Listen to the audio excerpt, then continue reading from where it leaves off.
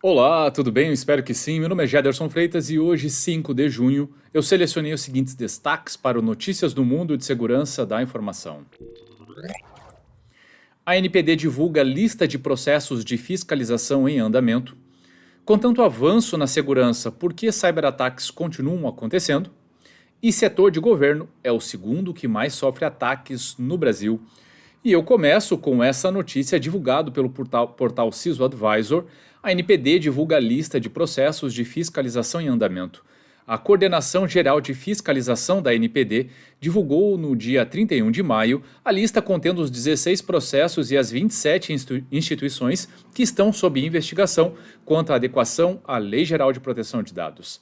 Entre as empresas investidas estão o WhatsApp, Telegram e o TikTok.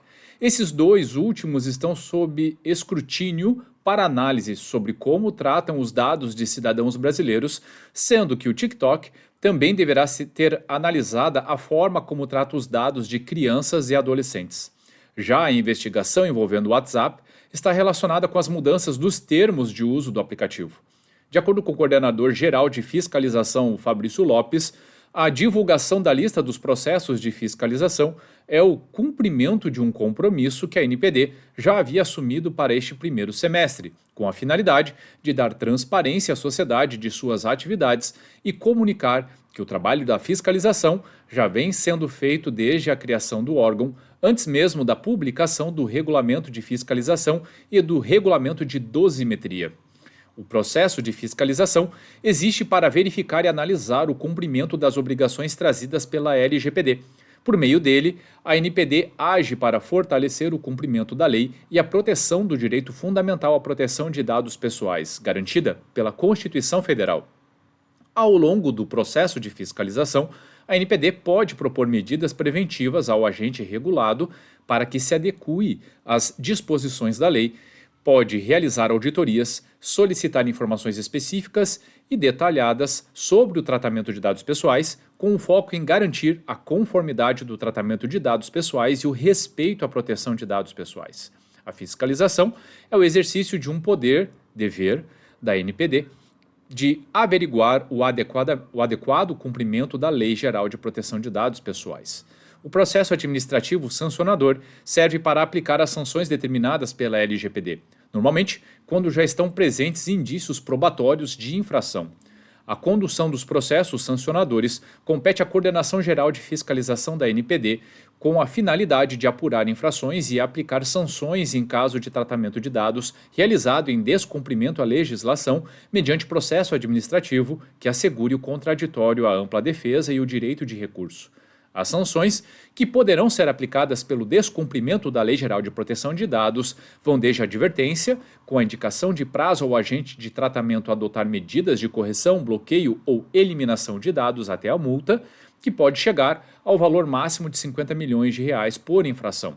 A NPD aplica apenas sanções administrativas. Caso identifique infrações penais que constituem crime, ela comunica às autoridades judiciais competentes.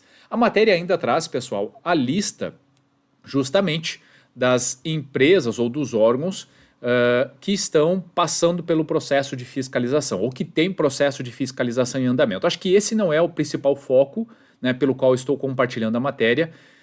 O meu principal intuito era muito mais mostrar que sim, está acontecendo, a NPD está em movimento, está acompanhando os casos. Falamos aqui de aplicativos e sistemas muito conhecidos que talvez não estejam, eu digo talvez porque ainda o processo está em andamento, não estão em aderência à Lei Geral de Proteção de Dados. E se essas empresas não estão, a pergunta que fica para as demais é: você está preparado? Você trata os dados adequadamente?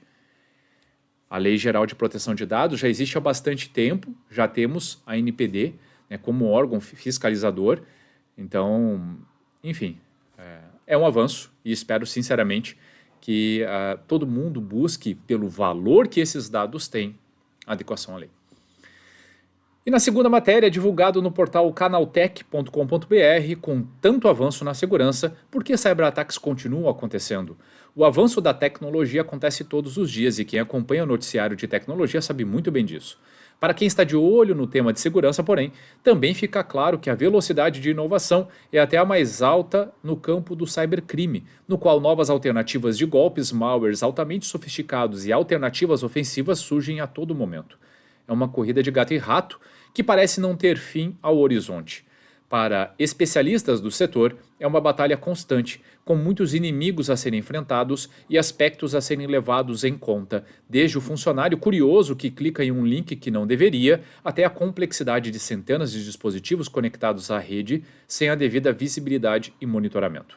O comportamento dos funcionários no cotidiano de trabalho pode mudar de repente, assim como sistemas e infraestruturas.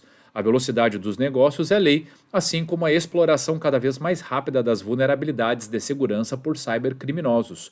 Todos são elementos que levam a portas abertas que resultam em vazamento de dados, ataques de ransomware e instalação de vírus, que são catastróficos para os envolvidos, desde os CEOs de grandes empresas até clientes que têm suas informações como moeda de troca nesses incidentes. Rodrigo Garcia, diretor de vendas da empresa de cibersegurança Trend Micro, é taxativo. Não existe 100% de segurança. E essa não é uma constatação recente, mas sim uma constante do negócio.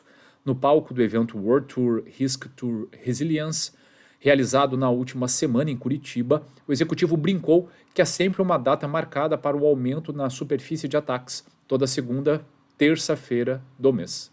É quando acontece o Patch Thursday, a tradicional liberação de atualização de segurança da Microsoft, que leva à divulgação de uma série de novas vulnerabilidades.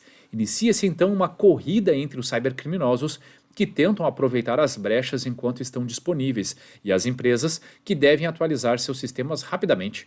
Vale a pena citar ainda que esses são apenas alguns exemplos de uma lista aparentemente infindável e que também aparece nas histórias que servem de respiro a esse artigo complexo.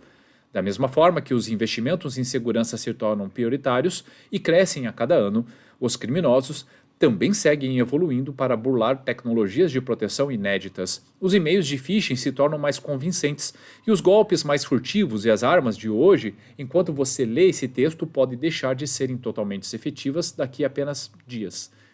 Para quem é de fora, o cenário pode se assemelhar a uma hidra que ganha duas cabeças a cada cortada pelo herói. E é assim mesmo que funciona o dia a dia do profissional de cibersegurança. Apesar de a superfície ser ampla e os ataques poderem vir de qualquer lugar, existem elementos inerentes a cada campo de atuação e também comportamentos claros que podem ser visualizados. Assim como os trabalhadores agem de uma determinada maneira durante seu cotidiano, assim também são os cybercriminosos que preferem as vias mais rápidas e devastadoras para a realização de um ataque e, acima de tudo, a obtenção de lucro financeiro. Hoje, 92% dos ataques ainda acontecem por e-mail. No Brasil, onde os dados de todos os cidadãos já vazaram inúmeras vezes, há uma preferência por golpes de ransomware que faz com que nosso país seja o maior da América Latina em número de ataques e um dos alvos globais preferenciais. Quantificar o risco, então, é a chave para prevenir e olhar de maneira proativa para o cenário dos cyberataques. Mais do que ter tecnologias como firewalls, proteção de e-mails e sistemas de controle de identidade, é importante saber onde aplicar e de que maneira, de forma a abranger o todo. Durante o evento, os representantes da Trend Micro apresentaram alguns caminhos para a segurança, que assim como o próprio perigo são múltiplos. O próprio Garcia afirma que não há uma bala de prata quando se fala em proteção digital, mas também endossa as tecnologias e metodologias apresentadas, como o Zero Trust ou a integração de sistemas sob um único guarda-chuva de proteção digital, gerando uma visibilidade ampla e unificada das redes. Tal abordagem também resolve outro problema inerente da indústria atual de segurança, a falta de profissionais qualificados. Novamente, voltamos ao tema inicial do evento e do papo rápido de Garcia com o Canaltech, já que diante de uma criatura aterrorizante cheia de tentáculos, o herói pode se sentir amedrontado e até desmotivado diante de uma ameaça que aparenta jamais poder ser derrotada. A resposta de Garcia, entretanto, é quase filosófica e passa pelo ideal de tornar o mundo mais seguro. Bom, acho que o principal ponto aqui, e a matéria fala de tantos pontos interessantes, mas me parece estar muito mais ligado à falta de aculturamento de segurança. Se as pessoas tivessem mais noção, né, sobre segurança, sobre boas práticas, provavelmente os serviços, os produtos que são disponibilizados, obviamente teriam uma construção mais voltada para a segurança. Um outro aspecto também ligado ao aculturamento é que boa parte das ameaças, como a matéria deixa muito claro, está relacionada à engenharia social e a forma com que os criminosos enganam as pessoas, fazendo acreditar nos seus conteúdos e tomarem ações que escancaram portas para grandes crimes. O phishing, obviamente, é o principal mecanismo utilizado pelos criminosos. Não é o único, mas é o principal. Então nós precisamos trabalhar muito forte os aspectos de conscientização. Óbvio que, somado a outros fatores, como a própria tecnologia e soluções de proteção, isso, claro, cria um ecossistema mais seguro. E na última matéria de hoje, também divulgado no portal cisoadvisor.com.br, o setor de governo é o segundo que mais sofre ataques no Brasil. O setor de governo é atualmente o segundo mais atacado em todo o mundo, recebendo 1.564 ataques por semana, número que aumentou 20% em relação a 2022. No Brasil, governo é também o segundo setor atacado, com 2.420 ataques semanais nos últimos 6 meses, segundo o relatório de inteligência de ameaças da Checkpoint Software. Os recursos habilitados pela tecnologia são uma faca de dois gumes. Por um lado, eles fornecem aos cidadãos acesso constante a vários tipos de auxílio e informações governamentais. Por outro lado, sistemas mal administrados, e lembre-se do que eu comentei exatamente na matéria anterior, que é o grande problema. A ausência de cultura de segurança faz com que serviços e produtos sejam disponibilizados de forma a não garantir bons padrões de segurança. Mas voltando à matéria, por outro lado, sistemas mal administrados permitem ataques com intensidade cada vez maior. O Fórum Econômico Mundial, em seu relatório Riscos Globais 2023, identificou o perigo desse entrelaçamento de tecnologia e serviços governamentais. Prevê que as ameaças cibernéticas a infraestruturas críticas cresçam na mesma escala que a atual crise de energia, custo de vida e abastecimento de alimentos neste ano. O alto volume de informações confidenciais tratadas por governos varia de registros criminais a comunicações privadas e informações de contato dos cidadãos. Cada um deles representa oportunidades muito lucrativas para o aspirante a cybercriminoso. As informações de contato podem ajudar a executar campanhas de phishing altamente direcionadas, enquanto as vulnerabilidades de violação de dados são uma ótima porta de entrada. A importância desses dados e sistemas para os cidadãos comuns também dá peso aos ataques de ransomware, com a demanda média de resgate disparando para 2,07 milhões de dólares em 2022. Este ano parece ser definido por uma nova percepção da cibersegurança para governos. A ascensão de grupos de hacktivismo como motivação política se espalhou globalmente. O ciberespaço tornou-se um componente vital de conflito, superando as restrições geográficas das disputas internacionais. E a matéria segue falando de muitos aspectos, mas para encerrar e colocar aqui alguns comentários que complementem o que já foi dito na matéria anterior, porque podem ver, são portais diferentes falando sobre todo esse cenário, uma mais focando no próprio governo, né, e como ele tem sido fonte, alvo de ataque em todo o mundo. O outro falando mais de cyberataques como um todo e por que isso é tão difícil, né, de garantir, embora todo o avanço de cibersegurança, mas no fundo eles estão falando de coisas muito parecidas em canais diferentes, com pessoas diferentes, porque esse de fato é o cenário. E acho que o principal aspecto, já que eu falei sobre a questão do desenvolvimento e da conscientização na matéria anterior, aqui eu vou me apegar à gestão de vulnerabilidades. Precisa ser uma obsessão. Essa é a melhor palavra. Obsessão dos times de segurança. Porque essas informações de fragilidade, principalmente as que ainda não estão publicadas, elas são vendidas na Dark Web, Deep Web, etc., em fóruns criminosos, a peso de ouro. Por quê? Porque ela pode ser utilizada e as empresas não estarão preparadas. Mas existe uma gama de vulnerabilidades que são conhecidas e essas são as que mais são exploradas ou que há tentativas de exploração. Não podemos conviver com vulnerabilidades, principalmente aquelas que têm correção, seja por aplicação de patch, seja por configuração, por muito tempo. É uma obsessão dos times acompanhar essas informações e efetuar correções. Classifique adequadamente os seus ativos mais críticos de acordo com os serviços e priorize a correção desses.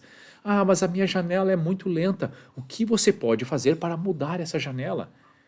Há alguma condição de você trabalhar uma questão de ambiente subindo alguns clusters, enfim, para tentar aumentar a disponibilidade, isolar alguns para atualizar e ir substituindo? Existe essa condição? Não existe? Você pode implementar uma outra estratégia, como o Virtual Patch ou alguma coisa que blinde ou diminua a possibilidade dessas vulnerabilidades serem exploradas até que você consiga efetuar a correção? Enfim, existe uma série de mecanismos que podem ser adotados, mas você precisa conhecer profundamente o seu ambiente para buscar aquela que melhor se encaixa para que você tenha os riscos sob controle. Bom, pessoal, o que eu tinha selecionado para hoje era isso. Espero sinceramente que vocês tenham gostado, e se você gostou do conteúdo, se fez sentido para você, então curta, salve, compartilhe esse post ou marque a pessoa, as pessoas que podem se beneficiar desse tipo de conteúdo. Eu tenho certeza que fazendo isso podemos fazer a diferença em trazendo mais cultura de segurança da informação. E se você tem alguma dúvida, alguma crítica ou sugestão, fique muito à vontade para deixar comentários ou mandar mensagem diretamente para mim. Combinado? Ótimo dia, ótima semana a todos e até a próxima.